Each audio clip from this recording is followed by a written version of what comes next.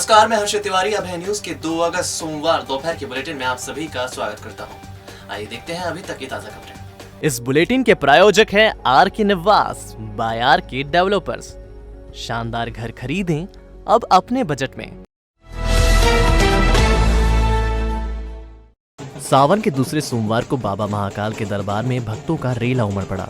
सुबह के पहले सत्र में 8 घंटे में 30,000 से ज्यादा लोगों ने दर्शन किए। बारिश पर भक्तों की आस्था भारी पड़ी। 4 धाम मंदिर के सामने से कतार में लगकर श्रद्धालु बाबा के दरबार में पहुंचे। प्रशासन की दर्शन व्यवस्था बेहतर रही और अधिकतम आधे घंटे में दर्शनार्थियों को दर्शन हो गए। सावन का दूसरा सोमवार होने के कारण देश भर से श्रद्धालु महाकालेश्वर मंदिर में दर्शन के लिए पहुंचे हैं। हाल ये है कि शहर के होटल, लॉज और धर्मशालाएं 2 दिन से फुल हैं। बाहरी श्रद्धालुओं की संख्या अधिक होने के कारण मंदिर प्रबंध समिति ने फ्री फॉर ऑल की व्यवस्था ही रखी और हर श्रद्धालु को दर्शन कराकर ही रवाना किया। दोपहर 12 बजे तक 30,000 श्रद्धालु दर्शन कर चुके थे। महाकाल सवारी की व्यवस्था को देखते हुए दोपहर 12:30 बजे से दर्शनार्थियों की संख्या में कमी करना शुरू कर दी गई थी ताकि 1 बजे तक दर्शन बंद किए जा सके। शाम 4 बजे बाबा महाकाल की सवारी शाही ठाट बाट के साथ निकाली जाएगी। बाबा चंद्रमौलेश्वर स्वरूप में निकलेंगे।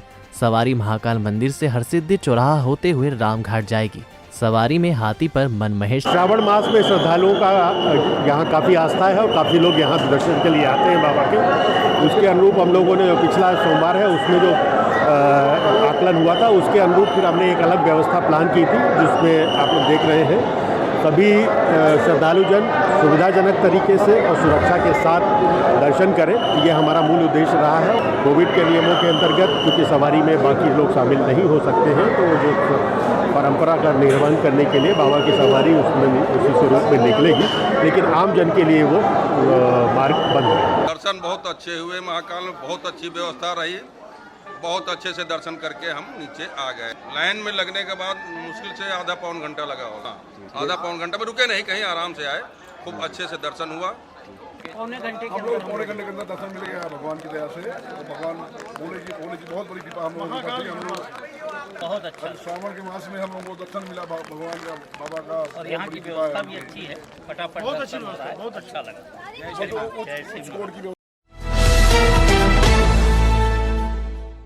उज्जैन जनपद ने शानदार रिकॉर्ड अपने नाम कर लिया है। उज्जैन जनपद देश की संभवतः पहली जनपद है जहां 18+ आबादी को वैक्सीन का कम से कम 1 डोज दिया जा चुका है। दरअसल शहर से ज्यादा ग्रामीण क्षेत्र में लोग वैक्सीन लगवाने के लिए आगे आ रहे हैं। इसके अच्छे परिणाम दिखाई भी दे रहे हैं। उज्जैन जनपद की 76 ग्राम पंचायतों ने अपने यहाँ की 18+ उम्र वाले 1,05,023 लोगों को वैक्सीन का पहला डोज लगा दिया है, यानी 100%। कलेक्टर आशीष सिंह ने बताया कि दरअसल जिला प्रशासन ने 100% वैक्सीनेशन करने वाली ग्राम पंचायतों को पुरस्कृत करने का फैसला किया था। इसके चलते ग्राम पंचायतों में प्रतिस्पर्धा पैदा हुई और उसके अच्छे नतीजे दिखाई दिए। बारिश के चलते वाहनों की चपेट में बड़ी संख्या में मवेशी आ रहे हैं। घायल मवेशियों को नगर निगम की टीम उपचार के लिए पशु चिकित्सालय लेकर आती है। यहाँ डॉक्टरों द्वारा इन पशुओं का उपचार तो किया जाता है, लेकिन नगर निगम के जिम्मेदार इन बेजुबान पशुओं के लिए चारे की व्यवस्था भी नहीं कर पा रहे हैं, जिसके चलते भूखे मवेशी मौत के मुहाने पर पहुंच जाते हैं। वहीं बारिश के चलते पशु चिकित्सालय में मवेशी बारिश में भीगते हुए नगर निगम की व्यवस्था को कोस रहे हैं। इधर बजरंग दल के कार्यकर्ता सूचना मिलने पर पशु चिकित्सालय पहुंचे। कार्यकर्ताओं ने नगर निगम से मवेशियों के लिए चारे की व्यवस्था करने की मांग की है। व्यवस्था नहीं करने पर आंदोलन की चेतावनी दी है। तो मैं नगर निगम के आयुक्त से यह निवेदन करता हूं कि आप यहां पर एक नगर निगम कर्मचारी की नियुक्ति कीजिए जो गाय माता को सुबह शाम भोजन की व्यवस्था करे, क्योंकि डॉक्टर इलाज करेगा कि खाना भी खिलाएगा। तो नगर निगम के आयुक्त की जिम्मेदारी बनती है, नगर निगम की जिम्मेदारी बनती है कि यहाँ पर एक कर्मचारी नियुक्त करे जो सफाई कर्मचारी और जो गाय माता के दिन भर यानी भोजन पानी की व्यवस्था करे। अगर हमारा ये पूरा नहीं हुआ तो फिर अभी कुछ दिनों पहला एक मांग पर हमने नगर निगम का घेराव करा था। अगर हमारी ये मांग अगर गाय माता इसी प्रकार तड़प तड़प के मरती रही और नगर निगम के अधिकारियों ने नहीं सुना तो फिर नगर निगम का पूरा हिंदू समाज घेराव करेगा और उसकी समस्त जिम्मेदारी नगर निगम आयुक्त की रहेगी। ये जिला पशु चिकित्सालय देवास है और यहाँ अभी नगर निगम द्वारा कुछ गाय भेजी गई हैं जिनका उपचार यहाँ पर किया जा रहा है, लेकिन नगर निगम द्वारा इनके अभी चारे और पानी की व्यवस्था ठीक ढंग से नहीं हो पाई है। चूँकि एक्सीडेंटल जितने भी पशु हैं उनका तो यहाँ पे उपचार सुबह शाम हो रहा है और इसके लिए हमारे जो आदमी हैं 2 डॉक्टर बराबर इसमें लगे हुए हैं। शहर लगातार वैक्सीन की कमी से जूझ रहा है। तराना के 2 सेंटरों पर मात्र 250 टीके मिलने से लोगों की लंबी लंबी लाइन सेंटरों पर लगी। बीएमओ राकेश सिंह जाटव ने बताया कि सरस्वती शिशु मंदिर और नाना महाराज तरनेकर सेंटर पर ही वैक्सीन लगाई जाएगी। गौरतलब है कि वैक्सीनेशन का काम बहुत ही धीमी गति से किया जा रहा है। ग्रामीण क्षेत्र से बड़ी संख्या में लोग वैक्सीनेशन के लिए आते हैं और जानकारी के अभाव में उन्हें सेंटरों से वापस लौटना पड़ता है। बारिश के इस दौर में तो ग्रामीणों की काफी फजीयत हो रही है। खासकर गांव से आने वाले बुजुर्ग बारिश के इस मौसम में बुरी तरह प्रभावित हो रहे हैं। कई मर्तबा वह सेंटरों से खाली हाथ लौटते हैं। सेंटरों पर व्यवस्था भी ठीक नहीं है। परेशानी ये है कि सुबह से खड़े और क्या लाइन लगा के। अच्छा, तो वैक्सीनेशन के लिए दिक्कत आ रही है। फूल खाल कोशिश कर रहा लगाने की, मगर लगी नहीं पा रहा। तो आपके गाँव में नहीं आ रहे लगाने? गाँव में आते ही नहीं है, बोलते हैं तो कोई सुनता ही नहीं। हम ये 6 बजे से खड़े हैं। हम व्यवस्था आपके गांव में नहीं हो पा रही है, प्रशासन से आप मांग करना चाह रहे हैं? मेरे को 8 दिन हो गए सर। हाँ। मैं तोबरी खड़ा का देव सिंह पवार बोल रहा हूँ जी। मैं साइकिल से आता हूँ जी और साइकिल से जाता हूँ। अच्छा जी। यहाँ जाता हूँ तो ये खत्म हो गया, वहाँ जाता हूँ तो ये खत्म हो गया। मैं जनावदा का रहने वाला हूँ। मैं भी 4-5 दिन से आता हूँ। मेरे हाथ में लगी हुई है और मैं परेशान होकर पानी में खड़ा हूँ और मेरे घर पे कोई काम करने वाला नहीं है और मैं आता हूँ फिर शाम को चला जाता हूँ। मैं यही कहना चाहता हूँ, वहाँ के अधिकारी हम क्या समझते हैं, हम तो सीधे साधे लोग हैं साहब।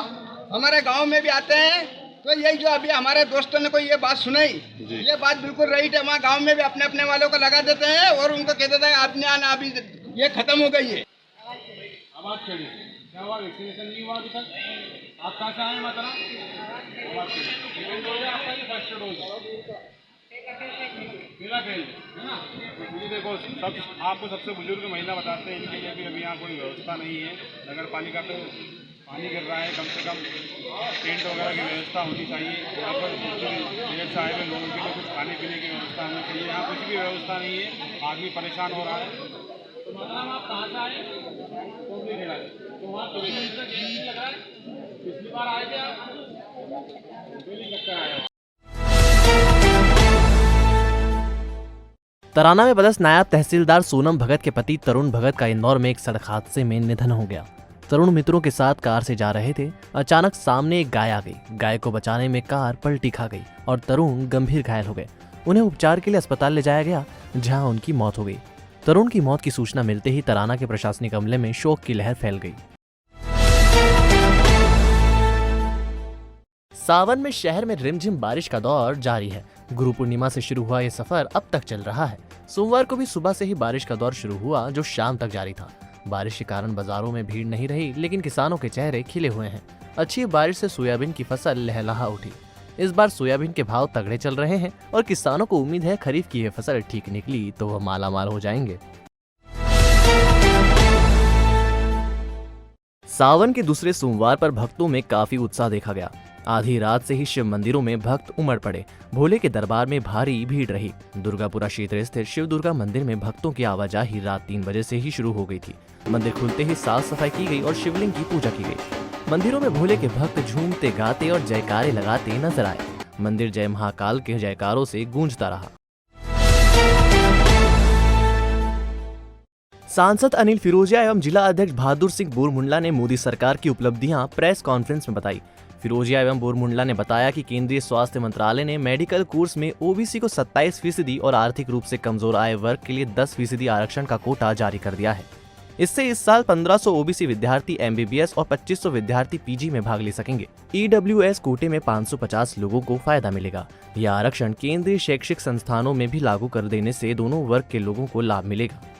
ये परिभाषा और यही एक मंत्र है जिसको लेकर के भारतीय जनता पार्टी आज तक कार्य करती आई है। आज की इस बैठक के अंदर में सभी पालक संयोजक तथा मंडल के सभी बूथ अध्यक्ष आज इस बैठक के अंदर उपस्थित थे और सभी बूथ अध्यक्षों के साथ, सभी पालक संयोजक के साथ तथा पूरी भारतीय जनता पार्टी के जितने भी पदाधिकारी हैं, मंडल कार्य समिति, सभी के साथ बैठ करके बूथ स्तर पर भारतीय जनता पार्टी को मजबूत किया जाएगा, इसी को लेकर के प्रयास किए जा रहे हैं। पहली बार ऐसा देश में एक बड़ा निर्णय हुआ कि पिछड़ा वर्ग को 27% आरक्षण मिला है। पिछड़े वर्ग के इतने सारे लीडरों को कैबिनेट में जगह मिली, तो हमारा भी फर्ज बनता है सभी का कि हम उनका आभार और धन्यवाद करें कि उन्होंने इस वर्ग का ध्यान रखा।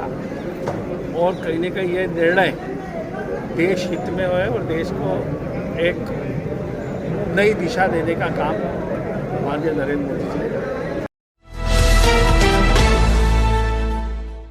सावन के दूसरे सोमवार को शहर के शिवालयों में अल सुबह से ही भक्तों की भीड़ उमड़ पड़ी।